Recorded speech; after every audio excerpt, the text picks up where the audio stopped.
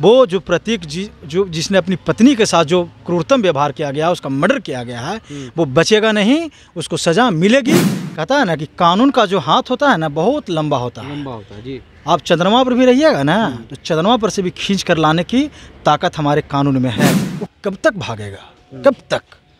और भी सीआरपीसी में बहुत सारी प्रक्रियाएं हैं। कुर्की जब प्रॉपर्टी अटैचमेंट होगा, 82 होगा, 83 होगा, उन पर दबिश बनाया जाएगा कि जो जज होता है वो निचला भगवान होता है, धरती का भगवान होता है।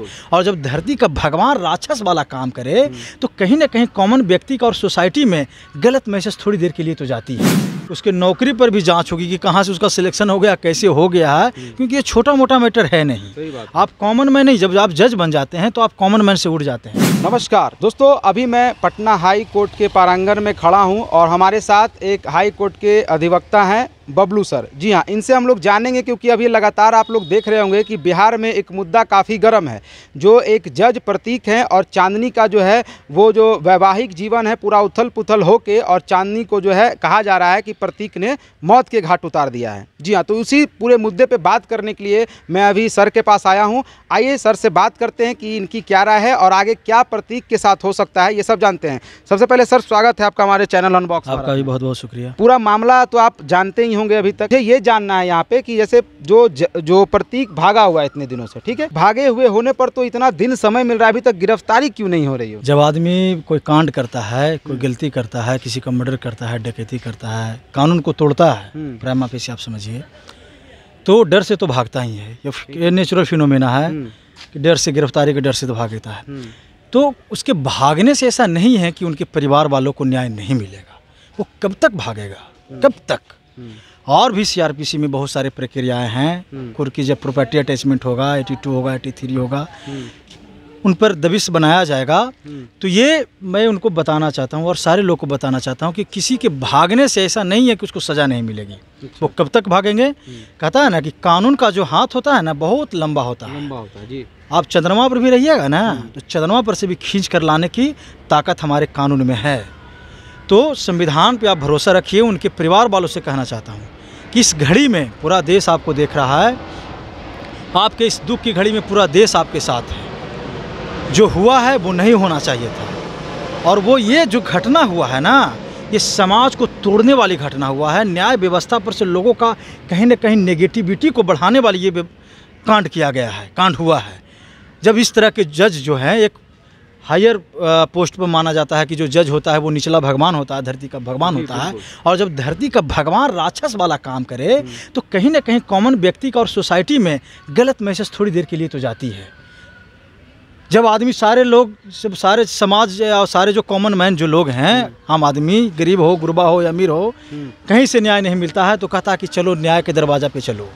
निचला भगवान वही है, उपरोक्ता भगवान के बाद निचला भगवान वही है पे है। वहाँ उसको विश्वास है, अटूट विश्वास है, आज भी है।